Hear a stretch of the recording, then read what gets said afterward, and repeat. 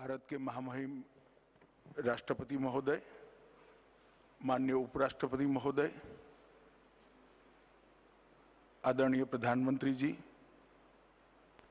उपस्थित राज्यपालगण, उपराज्यपालगण, अधिकारीगण, आप सभी का स्वागत और हार्दिक अभिनंदन है। आज राज्यपालों के 51वें सम्मेलन में आप सभी का स्वागत करते हुए मुझे बहुत हर्ष और आनंद हो रहा है। जो राज्यपालगण, उपराज्यपालगण पहली बार इस सम्मेलन में आए हैं, उनका हार्दिक स्वागत और अभिनंदन करता हूं मैं। और ये परंपरा में आज आप पहली बार शामिल हो रहे हैं, इसके लिए आप सभी का अभिनंदन है। इससे पहले हम 50वें सम्मेलन में 2 साल पहले मिले थे। कोविड महामारी के कारण 2 साल के बाद आज ये सम्मेलन हो रहा है। माननीय प्रधानमंत्री जी के नेतृत्व में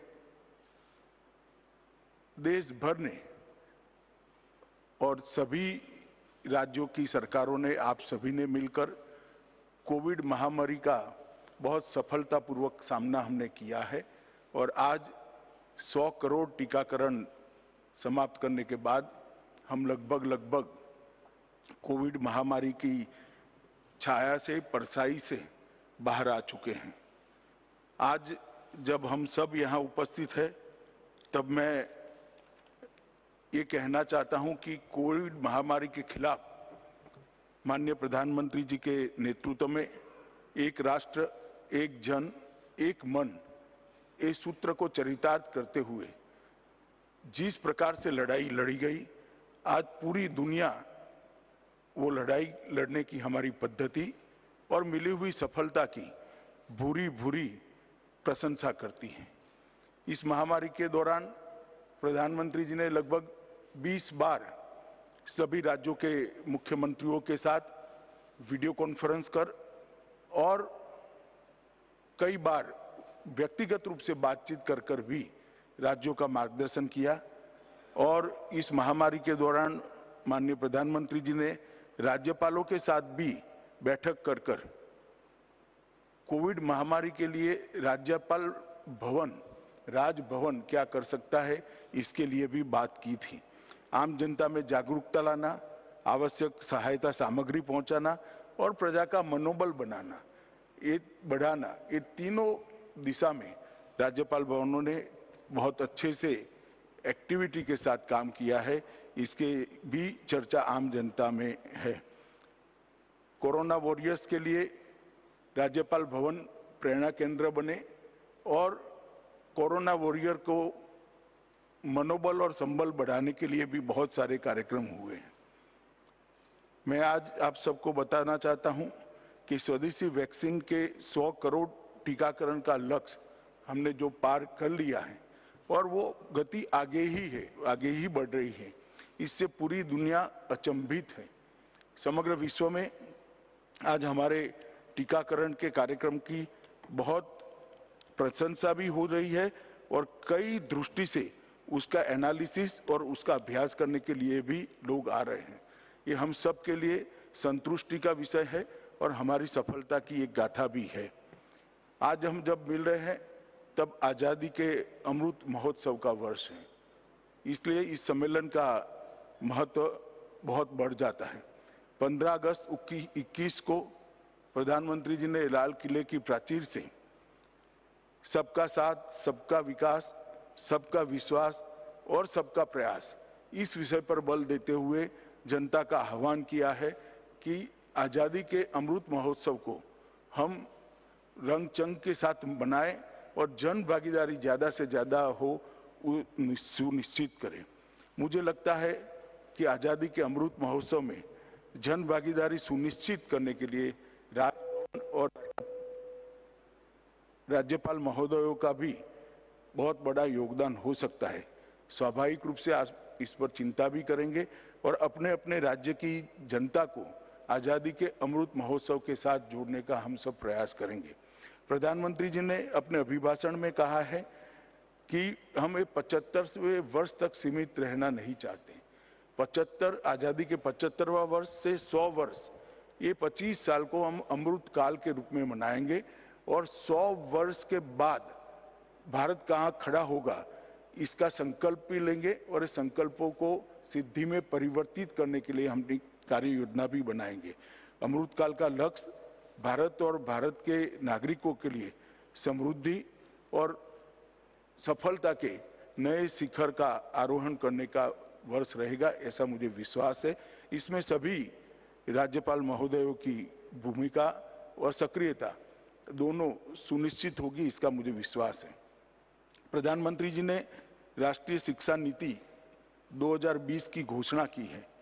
भारतीय मूल्यों में निहित शिक्षा प्रणाली की परिकल्पना इसके माध्यम से की है। आधुनिक शिक्षण किस प्रकार से हो, रटे रटाई शिक्षा की जगह शिक्षा को आत्मसात करके व्यक्तित्व का विकास कैसे हो और उसके साथ साथ हमारी भाषाओं की ताकत कैसे बढ़े, इसके लिए भी शिक्षा नीति में बहुत सारे प्रावधान करे हैं। एक तथ्य जो अभ्यास के बाद सामने आया है, आज भी लगभग 70% विश्वविद्यालय राज्य सरकारों के नियंत्रण में चल रहे हैं, जिसमें देश के 80% से ज़्यादा विद्यार्थी अपनी पढ़ाई लिखाई कर रहे हैं, शिक्षा प्राप्त कर रहे हैं और अधिकांश विश्वविद्यालयों के आप कुलाधिपति हैं। उस वक्त नई शिक्षा नीति के जमीन पर उतारने के लिए आप सभी का रोल, आप सभी की भूमिका बहुत महत्वपूर्ण हो जाती है। शिक्षा के स्तर को सुधारना, पारदर्शी तरीके से विद्यार्थियों के दाखिले हो और अध्यापकों की नियुक्ति हेतु आपका मार्गदर्शन इस शिक्षा नीति के अमलीकरण के लिए बहुत जरूरी है और नई शिक्षा नीति के जमीन पर उतारने के लिए आप सबका मार्गदर्शन बहुत जरूरी है। अभी कल भारत सरकार की कैबिनेट बैठक जो प्रधानमंत्री जी की अध्यक्षता में हुई, इसमें एक बहुत बड़ा महत्वपूर्ण निर्णय लिया गया है। 15 नवंबर जो भगवान बिरसा मुंडा का जन्मदिन है, उस दिन को आदि जाति गौरव दिन के रूप में मनाने का भारत सरकार ने निर्णय लिया है।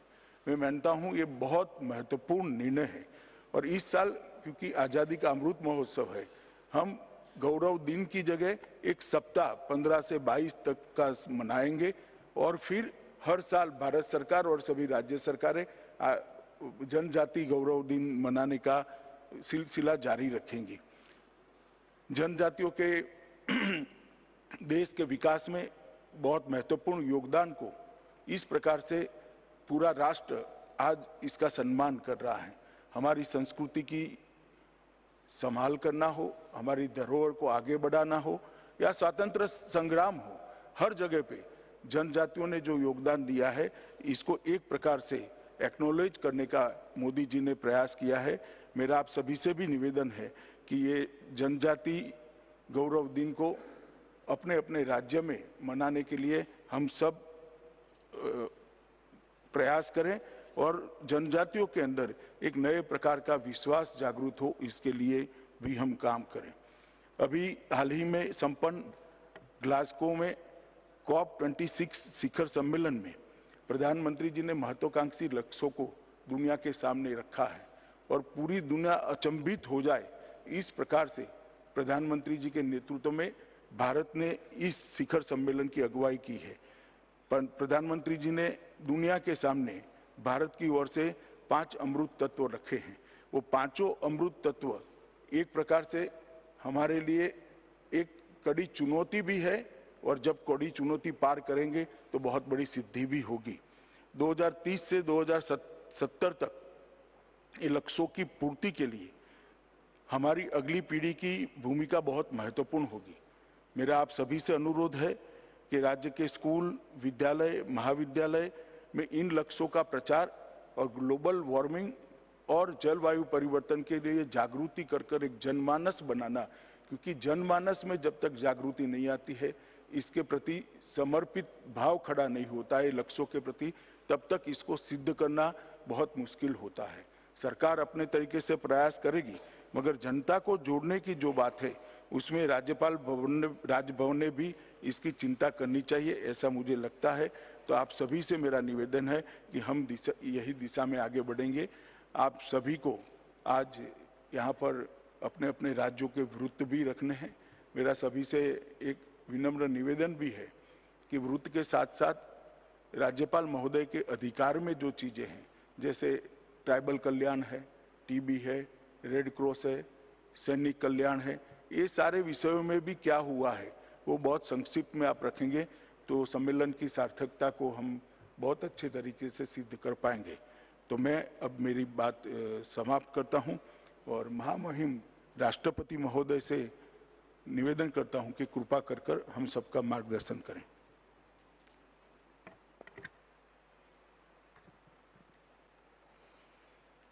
राज्यपालों के सम्मेलन में प्रमुख रूप से उपस्थित उपराष्ट्रपति श्री एम वेंकैया नायडू जी, प्रधानमंत्री श्री नरेंद्र मोदी जी, गृह मंत्री श्री अमित शाह जी, सभी राज्यपालगण, उपराज्यपालगण एवं प्रशासकगण, आज इस सम्मेलन के अवसर पर राष्ट्रपति भवन में आप सबकी उपस्थिति से मुझे अत्यंत प्रसन्नता का अनुभव हो रहा है और उसका प्रमुख कारण ये है क्योंकि हम 2 वर्ष के अंतराल के बाद आज हम मिल रहे हैं। नवंबर 2019 में आयोजित पिछले राज्यपाल सम्मेलन के बाद नियुक्त हुए सभी राज्यपालों और उपराज्यपालों को भी मैं बधाई देता हूँ। इसी दौरान राज्यपाल के रूप में हम सबके सहयोगी रह चुके श्री कल्याण सिंह जी, श्री लालजी टंडन और श्रीमती मृदुला सिन्हा जैसे मूर्धन्य जन सेवक अब हमारे बीच नहीं रहे। सार्वजनिक जीवन में अपने योगदान और व्यक्तित्व से राज्यपाल के पद को विशेष गौरव प्रदान करने वाली इन सभी विभूतियों का मैं सादर स्मरण करता हूँ। कोविड की महामारी का सामना करने में विश्व का सबसे व्यापक और प्रभावी अभियान भारत में प्रधानमंत्री मोदी जी के नेतृत्व में चलाया गया। हमारे सभी कोरोना योद्धाओं ने असाधारण त्याग और निष्ठा के साथ अपने कर्तव्य का निर्वहन किया। सरकार की अभूतपूर्व पहल एवं हमारे वैज्ञानिकों और उद्यमियों के प्रयासों के बल पर देश में वैक्सीन का विकास और विशाल पैमाने पर उत्पादन संभव हो सका है। आज 108 करोड़ से भी अधिक वैक्सीनेशन करके देशवासियों को महामारी से बचाने के अभियान में हम तेजी से आगे बढ़ रहे हैं। इसके साथ ही हम विश्व समुदाय की सहायता भी कर रहे हैं। भारत की वैक्सीन मैत्री पहल की सराहना विश्व स्तर पर हो रही है। इस सम्मेलन के प्रतिभागियों के लिए यह संतोष का विषय है कि कोविड की आपदा का सामना करने में राज्यपालों ने भी अपना सक्रिय योगदान किया। लॉकडाउन के आरंभ होने के 2 दिन बाद ही 27 मार्च 2020 और उसके बाद 3 अप्रैल को मैंने और उपराष्ट्रपति जी ने राज्यपालों के साथ राज्य स्तर पर किए जा रहे उपायों पर चर्चा की। विभिन्न राज्यों द्वारा जन सामान्य की कठिनाइयों को कम करने के उद्देश्य से अलग अलग राज्यों में अपनाई जा रही बेस्ट प्रैक्टिसेस को भी साझा किया। अनेक राज्यों ने दूसरे राज्यों के अच्छे प्रयासों को अपनाया। इन समग्र प्रयासों के परिणाम स्वरूप हमारे देश ने अनेक विकसित देशों की तुलना में कोविड की आपदा का सामना बेहतर ढंग से किया। मित्रों, अनेक वैश्विक मुद्दों पर भारत की संकल्पबद्धता और क्षमता की सराहना विश्व समुदाय द्वारा की जा रही है। हाल ही में, जैसा कि गृह मंत्री जी ने भी उल्लेख किया, ग्लासगो में आयोजित COP26 शिखर सम्मेलन में विश्व समुदाय के सम्मुख ये स्पष्ट किया गया कि भारत एकमात्र ऐसी बड़ी अर्थव्यवस्था है जिसने पेरिस कमिटमेंट के तहत ठोस प्रगति की है और नियत समय पर लक्ष्यों को प्राप्त करने की स्थिति में है। साथ ही क्लाइमेट चेंज की वैश्विक समस्या से निपटने की दिशा में भारत ने विश्व समुदाय के हित में अपना योगदान देने के लिए 5 प्रमुख लक्ष्य तय किए हैं। उनका मैं उल्लेख करना चाहूँगा। वर्ष 2030 तक देश की नंबर 1 नॉन फॉसिल ऊर्जा उत्पादन क्षमता को 500 गीगावाट तक पहुंचाना। नंबर 2 आधी ऊर्जा आवश्यकताओं को रिन्यूएबल एनर्जी से पूरा करना। नंबर 3, प्रोजेक्टेड कार्बन एमिशन में 1 बिलियन टन की कमी करना। और नंबर 4, अर्थव्यवस्था की कार्बन इंटेंसिटी 45% से भी कम करना। इसके साथ ही वर्ष 2070 तक नेट जीरो एमिशन का लक्ष्य हासिल करना। ये हमने 5 लक्ष्य रखे।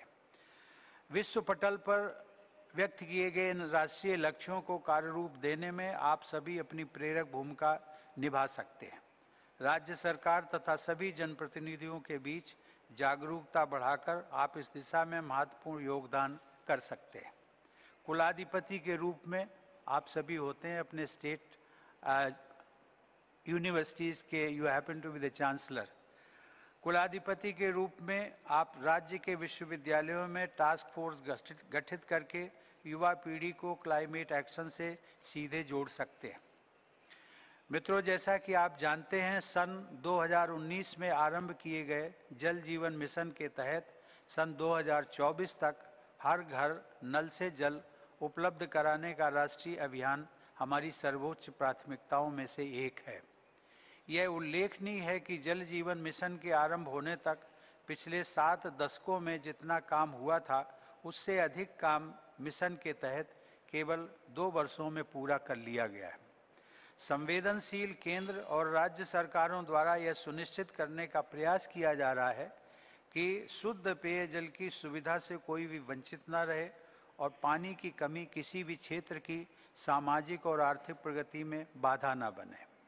स्वच्छ पेयजल की उपलब्धता के जरिए एस्पिरेशनल डिस्ट्रिक्ट्स, आदिवासी बहुल क्षेत्रों, कमजोर वर्ग के लोगों, बच्चों और महिलाओं सहित हमारे देशवासियों का अनेक रोगों से बचाव हो सकेगा।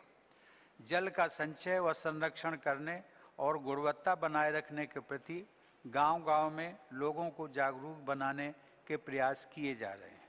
सबकी भागीदारी और सबकी जिम्मेदारी के जरिए सभी ग्रामवासियों को सैनिटेशन, हाइजीन, वाटर इनलाइटेंट यानी स्वच्छता, साफ सफाई तथा जल के प्रति जागरूक बनाना आवश्यक है। स्वच्छ भारत मिशन की तरह जल जीवन मिशन भी एक जन आंदोलन का रूप ले रहा है।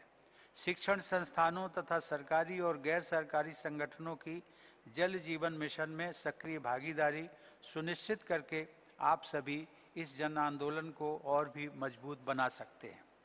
हमारे देश में अनुसूचित जनजातियों के विकास पर विशेष ध्यान देने के उद्देश्य से कुछ क्षेत्र संविधान की 5वीं और 6ठी अनुसूची में उल्लिखित हैं। इन क्षेत्रों के विकास में राज्यपालों की विशेष संवैधानिक भूमिका होती है।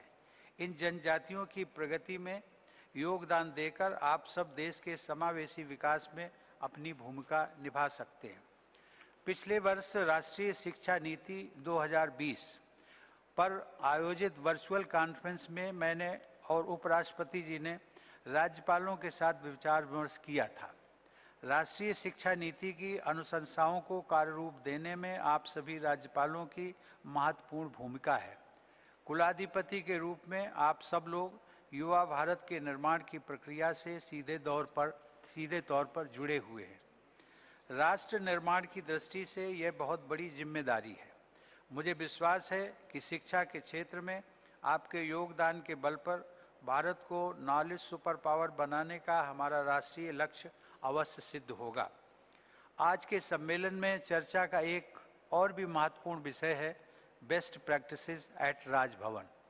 इस संदर्भ में यह उल्लेखनीय है कि टीबी के उन्मूलन, रेड क्रॉस संस्था से संबद्ध गतिविधियों तथा सैनिक वेलफेयर बोर्ड की जिम्मेदारियों से आप सभी सीधे तौर पर जुड़े हुए हैं। मैं आशा करता हूं कि अपनी रिपोर्ट तथा प्रस्तुतियों में आप सब इन विषयों पर भी विशेष प्रकाश डालेंगे तथा अपनी बेस्ट प्रैक्टिसेस साझा करेंगे। साथ ही कोरोना की आपदा का सामना करने के दौरान जन कल्याण कार्यों तथा वैक्सीनेशन में तेजी लाने के प्रयासों को भी आप रेखांकित करें। व्यापक स्तर पर मनाए जा रहे आज़ादी के अमृत महोत्सव के उपलक्ष्य में राज्य स्तर पर हो रहे कार्यक्रमों की भी जानकारी आप सब साझा करें। इसके अलावा आपके मार्गनिर्देशन में संचालित शिक्षण संस्थानों की नई पहलों तथा विशिष्ट उपलब्धियों पर भी जानकारी प्रदान करेंगे। संयुक्त राष्ट्र संघ द्वारा अपनाए गए सस्टेनेबल डेवलपमेंट गोल्स के तहत वर्ष 2030 तक ट्यूबरकुलोसिस यानी टीबी के उन्मूलन का वैश्विक लक्ष्य तय किया गया है, परंतु भारत ने इस लक्ष्य को हम यह निश्चित किया है कि इस लक्ष्य को हम 5 वर्ष पहले ही अर्थात वर्ष 2025 तक हासिल कर लेंगे। इसके लिए टीबी मुक्त भारत अभियान चलाया जा रहा है।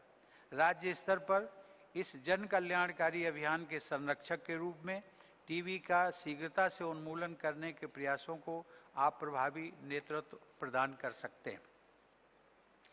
राज्यपालों के दायित्व पर चर्चा करते हुए हमारे सुविज्ञ संविधान निर्माताओं ने यह अपना मत व्यक्त किया था कि राज्यपाल की जो भूमिका होती है वो जन सामान्य और सरकार के फ्रेंड, फिलॉसफर एंड गाइड की भूमिका होती है। राष्ट्रीय लक्ष्यों के प्रति लोगों में जागरूकता उत्पन्न करने तथा जन भागीदारी सुनिश्चित करने में आप सबकी यह भूमिका बहुत महत्वपूर्ण है। मैं आप सभी राज्यपालों को स्मरण कराना चाहता हूं कि आप सब अपने राज्य की जनता के कल्याण और सेवा में समर्पित रहने के लिए वचनबद्ध हैं। इस वचनबद्धता को पूरा करने के लिए आपको अपने राज्य में अधिक से अधिक समय देना, मैं फिर रिपीट करता हूं, अपने राज्य में जो अलॉटेड राज्य है, अपने राज्य में अधिक से अधिक समय देना और लोगों से जीवंत संपर्क बनाए रखना आवश्यक है। वैसे भी लोकतंत्र में हम सबको आम जनमानस के साथ कंटिन्यूड कनेक्टिविटी बनाए रखनी चाहिए। मुझे विश्वास है कि आप सभी ने अपने अपने राज्यों के सभी जिलों और उन जिलों के ग्रामीण क्षेत्रों में किसी न किसी कार्यक्रम के माध्यम से प्रवास अवश्य किया होगा। इस सम्मेलन में उपराष्ट्रपति जी, प्रधानमंत्री जी एवं गृह मंत्री जी का उपयोगी मार्गदर्शन प्राप्त होगा। मैं आशा करता हूं कि आज के सम्मेलन में किए जाने वाले विचार विमर्श से हमारी राष्ट्रीय आकांक्षाओं और लक्ष्यों की पूर्ति का मार्ग प्रशस्त होगा। धन्यवाद। जय Hind. Serenity model high school విద్యార్థులకు అమ్మఒడి, సామాన్యులకు అందుబాటులో ఉన్న బడి సెరెనిటీ. మేడ్చల్ జిల్లాలో మేటిగా నిలిచి సాటిలేని ఫలితాలను సాధిస్తున్న నంబర్ 1 స్కూల్ సెరెనిటీ. మా ప్రత్యేకతలు ప్రతి విద్యార్థి పట్ల వ్యక్తిగత శ్రద్ధ, activity based learning and digital class rooms, computer lab, 100% ఫలితాలు, sports and cultural activities, yoga, abacus మరియు Vedic maths education. Please visit Serenity Model High School, Nagaram. Admissions are in progress. Call 040-271-46899 and 040-271-48699.